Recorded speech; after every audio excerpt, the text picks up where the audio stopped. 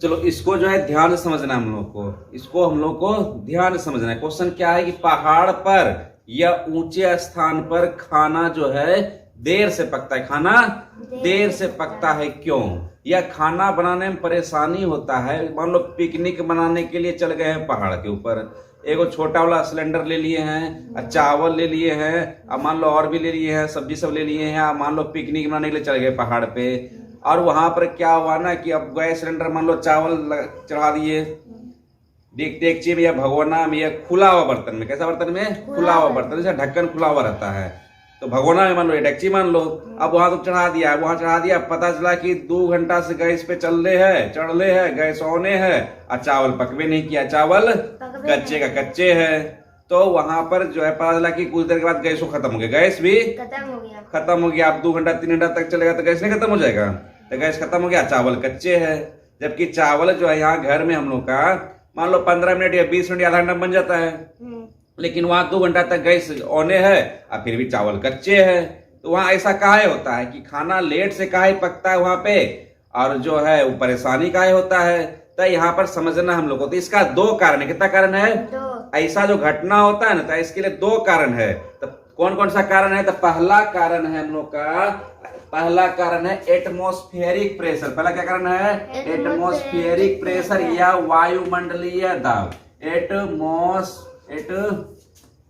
Atmospheric pressure, ठीक ना। पहला कारण क्या है कि ऊंचा जगह पे जो है एटमॉस्फेरिक प्रेशर, मतलब इसको बोलते हैं वायुमंडलीय दाब कहते हैं। क्या कहते हैं इसको? इसको हम लोग वायुमंडलीय दाब कहते हैं। एटमॉस्फेरिक प्रेशर का मान जो है ना घट जाता है ऊंचा जगह पे। अब काहे घटता है नहीं घटता उसको समझाएंगे, ठीक ना। तो आपको इसका आंसर बस 2 चीज ध्यान रखना है, 2 चीज। पहला क्या याद रखना है कि ऊंचा जगह पे एटमॉस्फेरिक प्रेशर वायुमंडलीय दाब का मान जो है घट जाता है, पहला चीज। और दूसरा क्या कि इसका मान घटने से क्या होता है ना कि पानी का जो बॉइलिंग पॉइंट है, वाटर का जो बॉइलिंग पॉइंट है वो भी घट जाता है, वो भी घट जाता है। यदि एटमॉस्फेरिक प्रेशर का मान घटेगा, मतलब नीचे घट गया, तो वहां पर जो है वाटर का जो बॉइलिंग पॉइंट है, मतलब वाटर का, पानी का जो उबलने का तापमान है वो भी घट जाता है। जैसे पानी उबलता है कितना डिग्री सेल्सियस पे? तो पानी उबलता है आपका जो है 100 डिग्री सेल्सियस पे उबलता है। लेकिन अगर मान लो इसका बॉइलिंग टेम्परेचर घट जाएगा, टेम्परेचर घट जाएगा, तो पानी उबलता था 100 डिग्री सेल्सियस पे, अब क्या होगा? अब वो 99 डिग्री सेल्सियस उबलने लगेगा या 98 डिग्री सेल्सियस पे ही उबलने लगेगा। अब देखो यहाँ पर बस 2 गो आंसर एकदम याद रखना कि इसका आंसर क्या होगा आपका, बस 2 गो पॉइंट इसमें लिखना है, छोड़ना नहीं है इसको। अगर एग्जाम में क्वेश्चन आ गया, बस 2 गो पॉइंट याद रखिएगा कि ऊंचे जगह पे क्या होता है ना कि एटमॉस्फेरिक प्रेशर वायुमंडलीय दाब का मान घट जाता है, जिसके कारण से पानी का जो बॉइलिंग टेम्परेचर है, पानी जो बॉइल करता है तापमान पे, वो भी घट जाता है, वो भी क्या होता है? घट जाता है। इसी वजह से ऊंचे जगह पे क्या होता है ना, खाना लेट से पकता है या खाना बनाने में देरी होता है। समझे कि नहीं?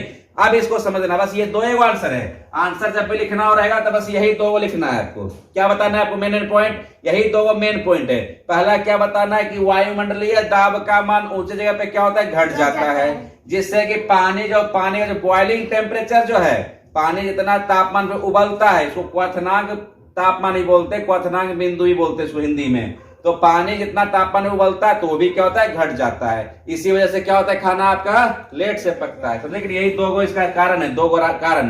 पहला कारण कि वायुमंडलीय दाब का मान ऊपर में घट गया, जिसके कारण पानी कम तापमान पर उबलने लगा, कम तापमान पर उबलने लगा, इसीलिए जो है खाना लेट से पकता है। अब यहाँ पर समझना, जैसे ऊंचा जगह पे क्या होता है, ऊंचा जगह पे जैसे ले लिया, ऊंचा जगह मतलब क्या होगा? पहाड़ होगा, पहाड़ होगा।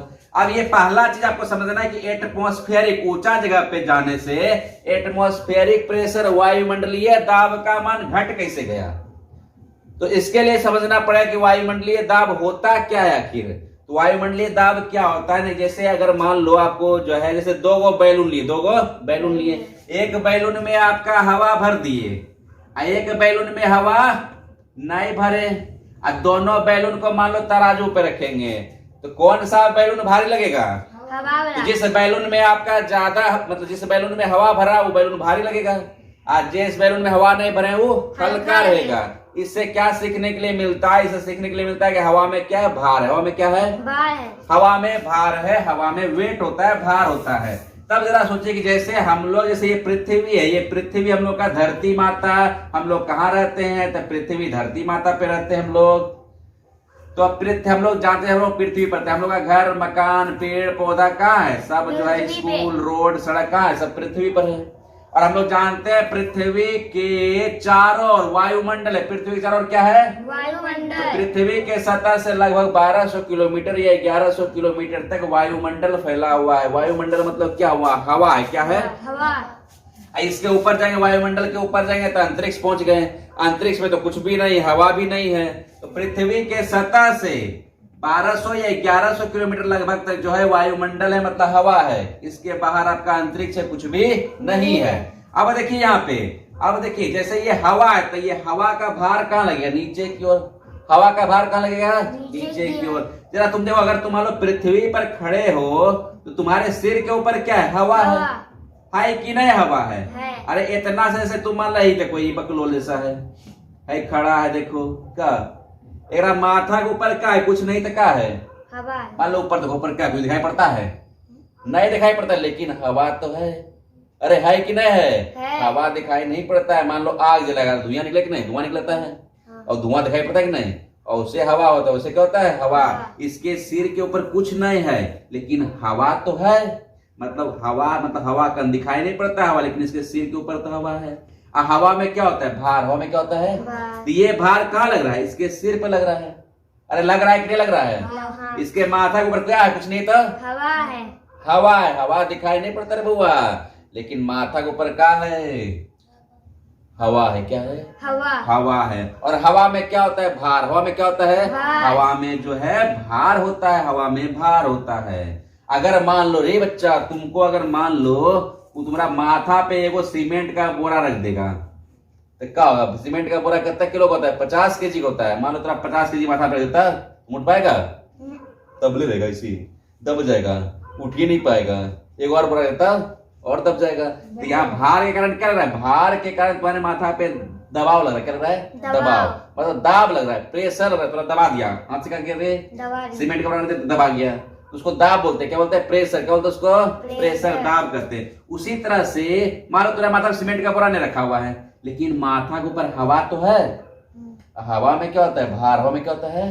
तो ये भार कहाँ लग रहा है? तुम्हारे सिर के ऊपर। क्या लग रहा है? तो हवा के कारण जो भार लगता है ना, उसी को बोलते हैं वायुमंडलीय दाब। क्या बोलते हैं? मतलब हवा के भार के कारण तुम्हारे सिर पे जो प्रेशर लग रहा है, तो दाब लग रहा है, जो दाब लग रहा है। तुम्हारा सीमेंट का बोरा रख दिया माथा पे, सीमेंट का बोरा रख दिया 50 केजी का, एक और बोरा रख देगा तो दब लगेगा, दाब, तुम दब जाएगा। और उससे हम लोग के सिर के ऊपर क्या है? हवा है। क्या है? हवा। और हवा में भार होता है, तो ये हवा का भार तुम्हारे सिर के ऊपर लग रहा है। तो वायुमंडल में हवा के भार के कारण जो दाब लगता है, उसी को बोलते हैं वायुमंडलीय दाब। ये एटमॉस्फेरिक प्रेशर बोलते हैं। अब जरा तुम सोचो कि जैसे हम लोग के सिर के ऊपर ये 1200 किलोमीटर, ये 1100 किलोमीटर हवा है। अब जैसे जैसे ऊपर जाएंगे तो हवा का मात्रा तो घटते जाएगा। अभी मान लो नीचे पृथ्वी तक इतना सारा हवा भी है। अब मान लो ऊपर जाएंगे तो ये कम जाएगा ना हवा, और ऊपर जाएंगे और कमेगा, और ऊपर पहुंच गए तो हवा खत्म ही हो जाएगा ऊपर में। तो जैसे जैसे ऊपर की ओर जाते हैं तो हवा का मात्रा घटते जाता है। अभी मान लो नीचे में तो इतना हवा है, इतना ऊंचा वाला हवा, इतना लग रहा है माथा पे भार। ऊपर जाएंगे तो इतने सन हवा लगेगा, और ऊपर जाएंगे तो इतने सन लगेगा। अंतरिक्ष में चल जाएंगे तो हवा नहीं है, तो वहां तो भार ही नहीं लगेगा। तो जैसे जैसे ऊपर की ओर जाते हैं पृथ्वी के सतह से, तो हवा का भार घटते जाता है। और हवा का भार जब घटेगा तो वायुमंडलीय दाब का मान भी घटते जाता है। इसलिए ध्यान रखना कि जैसे जैसे पृथ्वी के सतह से ऊपर की ओर जाएंगे तो वायुमंडलीय दाब का मान, एटमॉस्फेरिक प्रेशर का मान घटते जाएगा। क्या होगा? घटते जाएगा, घटते जाएगा रे। एक उदाहरण समझ लो रे।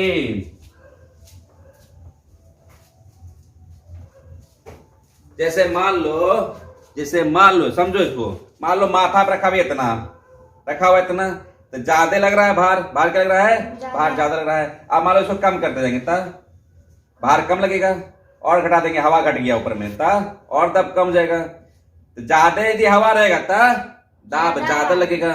कम हवा रहेगा दाब कम लगेगा। दाब कम लगेगा, हवा के भार रहेगा दाब कम लगेगा। तो जैसे जैसे ऊपर की ओर जाएंगे तो वायुमंडलीय दाब का मान क्या होता है, घटते जाता है, घटते जाता है, ठीक ना, घटते जाता है।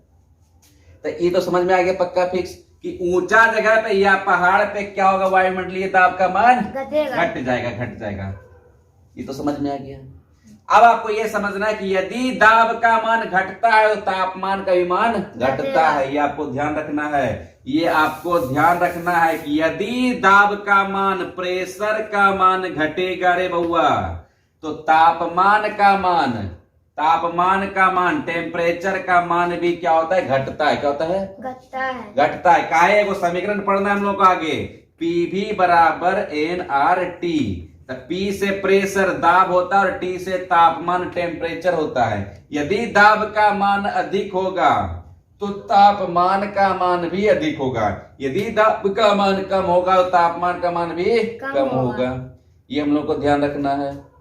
तो ऊपर में दाब का मान क्या हो गया, घट गया, तो तापमान का मान भी क्या होगा, घटेगा। मतलब जो पानी जो है 100 डिग्री सेल्सियस पे उबलता था ना नीचे में, बॉइलिंग पॉइंट, पानी बॉयल करता था 100 डिग्री सेल्सियस पे, लेकिन ऊपर में क्या हुआ, दाब का मान घटने से तापमान का मान भी घट गया। मतलब अब जो यहाँ पानी उबलेगा वो 99 डिग्री सेल्सियस या 98 डिग्री सेल्सियस पे ही पानी उबलने लगेगा। कितनों देर तक आप गैस जलाइए, हम लोग जानते हैं कि पानी यदि उबल रहा है 99 डिग्री सेल्सियस पे, तो इतने पर उबलते रहेगा जब तक कि पूरा पूरा पानी भाप ना बन जाता है। तो अगर मान लो यहाँ पर भगोना में या ऐसा खुला हुआ बर्तन में चावल बना रहे हैं, तो पानी यहाँ उबलता था 100 डिग्री सेल्सियस पे, लेकिन पानी यहाँ उबलने लगा 99 डिग्री सेल्सियस पे पानी उबलने लगा। मतलब चावल को पकने के लिए चाहिए 100 डिग्री सेल्सियस तापमान चाहिए, लेकिन यहाँ तापमान कम में मिल रहा है। तो हम लोग इसीलिए खाना यहाँ पर क्या होता है, लेट से बनता है। खाना क्या होता है, खाना लेट से बनता है, खाना लेट से बनता है। मतलब चावल है, चावल को पकने के लिए तापमान चाहिए 100 डिग्री सेल्सियस, लेकिन यहाँ मिल कितना रहा है, 99 डिग्री सेल्सियस मिल रहा है तापमान। समझे कि नहीं, इसलिए चावल को पकने में लेट लगेगा। समझे कि नहीं। चलिए इस तरह के आंसर लिख सकते हम लोग, कोई दिक्कत है। बस दो चीज याद रखिएगा कि ऊंचा जगह पे वायुमंडलीय दाब का मान क्या होता है, घट जाता है, जिसके कारण पानी जो उबलता था वो कम में तापमान पर बनने लगता है। इसीलिए खाना क्या होता है, लेट से पकता है, देर से पकता है। कोई दिक्कत, बस ये दो चीज हम लोग को याद रखना है। समझे कि नहीं, तब लोग का इसका आंसर हो जाएगा।